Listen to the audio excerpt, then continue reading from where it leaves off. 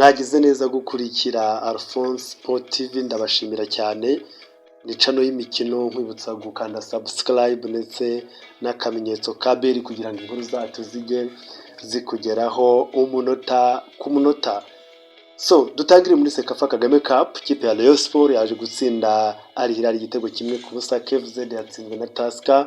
Hanyuma bivuze ngo Rayon Sport izahura na Jamus, Al Hilal ihita ihura na Gor Mahia muri kimwe cya kabiri. Abafana ba Rayon rero congratulation, felicitation, kandi mu birimo neza ikipe yanyu iri kugaragaza ibintu umukino ufatika, bitwaye neza cyane. I Burayi Gianni Infantino, FIFA basohoye itangazo rivuga yuko bisubiyeho kandi bivuguruje ku byo bari batangaje yuko igikombe cy'isi kigomba kujya mu banyamaboko ba rwiyemezamirimo cyangwa se abafatanyabikorwa. Nk'uko UEFA yari yabyanze, baje kureba neza basanga bagomba kwivuguruza ku iki cyemezo bari bafashe, kuko ntibari bagishije inama aba banyamuryango. UEFA yari yidekaraye, yasohoye itangazo ivuga ko nta bintu bazongera kwitabira amarushanwa FIFA itegura. Hanyuma CONCACAF nayo yari yabimaze kubivamo, hari hasigaye Aziya ndetse n'umugabane wa Afurika. Rero itangazo ryasohotse ririmo amagambo avuga yuko bashingiye ku runtu itangazo byateje byo gushyiramo abafatanyabikorwa, bagaragaza yuko FIFA ibiriho guhuza ndetse guhuza amashyirahamwe mu mahoro kandi nta kaduruvayo.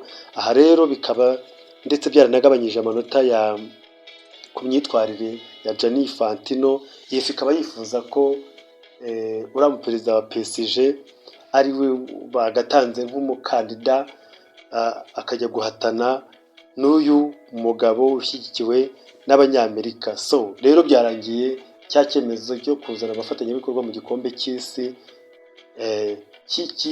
gikansorinzwe cyangwa se kivuyeho. Murumva yuko UEFA ifite imbaraga nyinshi. Pre-season y'imikino iri kuba amaklabu mukunda ari gukina. Arsenal imaze gutsinda ibitego 5 Girona.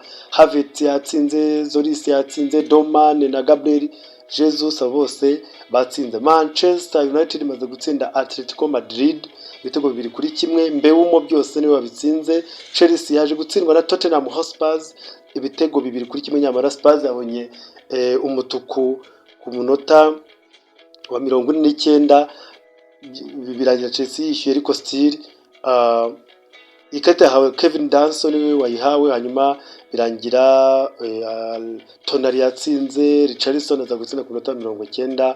Chelsea birangira itsinzwe umukino, nyamara Spurs yari ifite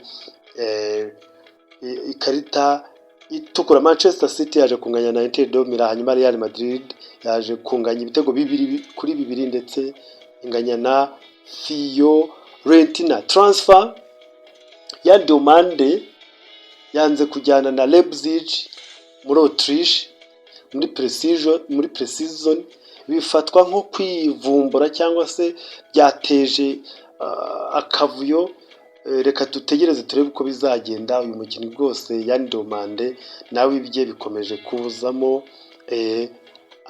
akavuyo. Vinicius Junior byaje kurangira,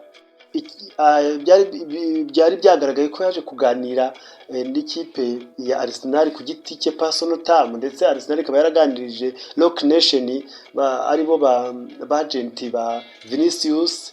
Ariko mu kanya itangazo rishyizwe ahagaragara n'ikipe ya Real Madrid yemeye gutanga ibyo Vini asaba. Murabizi ko Vini yasabaga yuko kuri image right agomba kugira 80%, hanyuma Real Madrid igasigarana 20%, nk'uko Mbappe bimeze.